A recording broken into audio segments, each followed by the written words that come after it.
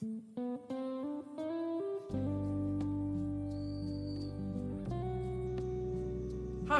I'm Shaurat Shankar and welcome to Yonderlust Adventures. Yonderlust Adventures was set up for the pure purpose of adventure touring. We are founded by motorcycle enthusiasts who have traveled the length and breadth of the country and now would like to share their experience with all of you and be able to give you life-changing experiences at different locations through our videos, and also if you join us on our rides and our tours and our adventures.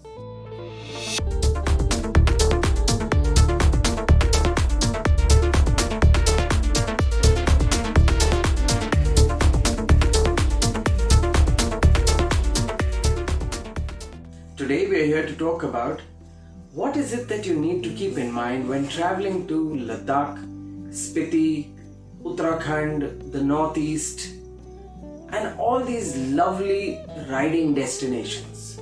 We all love to go there, but what should we keep in mind before we plan our first riding trip, bike trip to any of these locations? Well, this is a picture which one of my close friends, riding buddies, took of mine, and another one framed it. This is a key factor or one of the key points which shows you that remember, when you are going to the mountains, when you are going to Ladakh, Spiti, especially these two places, it is not a vacation. The riding trip is not a vacation. It is an adventure. So this is an adventure which needs to be planned, which needs to be prepared, where you need to be mentally, physically, emotionally, in all aspects prepared for what you're going to face, what you're going to come across, and how you're going to deal with it. Any of these rides are not just something which you can just go and do it. It's something which you need to be prepared with, because this is going to be an adventure of a lifetime, provided you are ready for it. Or it could be a disaster of a lifetime as well, and that has happened for quite a few. Second, you need to prepare your riding skills. A lot of people feel, I can ride in the city, I can ride on the highway, so I can go and ride in the mountains. Well, you're sadly mistaken. If you want to enjoy the ride, if you want to enjoy your adventure to Ladakh and Spiti, you need to up your riding skills. You need to be prepared and practice how to ride effectively in the ghats. If you can, attend a riding school. If not, reach out to senior experienced mountain riders, not city riders. Also, there are loads of videos on YouTube which tell you how and what you should do to manage your bike effectively in the mountains. And second thing you need to know is how do you ride effectively in the off-roads, where there's gravel, where there's mud, where there's stone, where there are riverbeds, where there are water crossings. What is it that you need to do? Because if you're not prepared, if your skills aren't ready, remember again, you are not going to enjoy the ride. Next, once you know how to ride, you must know what you're riding. That means you must know your bike. I see many people getting up, saying, I know how to ride any bike, and they want to rent a bike in the mountains and ride it. Well, the challenge is, just because you can ride any bike doesn't mean you can ride every bike. So maybe that sounds confusing, but every bike is different. Every bike behaves differently. Every bike responds differently. Whether it's the braking, it's the suspension, it's the throttle, it's the general feel, the height, the responsiveness, everything is different. And you don't want to be surprised in the mountains where the roads are narrow, there's oncoming traffic, there are huge sheer drops, you've got off-road trails, and where if you are not comfortable with your bike, you'll be spending more time struggling with it than actually enjoying it. So, if you're planning to go rent a bike in the mountains, it's better to try, practice, have a couple of rides here in the city which you're in. Ride it in the city, take that bike out onto a trail, take that bike out onto the closest ghat and mountain which you can, so that you're a little more comfortable with the bike. Additionally, you also need to know certain technicalities of your bike. I'll share an example. The last time we were in Ladakh, and I was riding, I think from Tangse to Pangong Lake one morning. My group and friends were at Pangong, and I was staying with somebody I knew at Tangsep. So from there, when I was going in the morning, I saw these two bikers on a Classic 350 or a Classic 500, I don't remember which one it was, in front of me. Right, and I stopped to take some photographs, and I thought they must have really gone on. And by the time I started, and I took 2 turns, and I saw them stopped, furiously trying to kick the bike and get it started, trying the ignition, trying to get it started. It just would not start, and they looked so frazzled out there as to what are they going to do with the bike. Well, what I did was, I just stopped, looked at it, and I said, "Do you have fuel?" They said, "Yes, we have fuel." I said, "Well, in that case, please turn the fuel knob on." And it's as simple as they didn't even realize that this bike which they had hired has a reserve, has an off-on cock.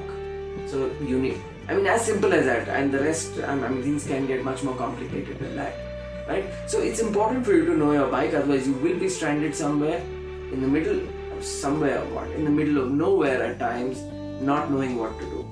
So once again, remember, it's an adventure, not a vacation. So you need to prepare. What do you need to prepare? You need to prepare yourself, your riding skills, you need to prepare your bike, you need to know about your bike.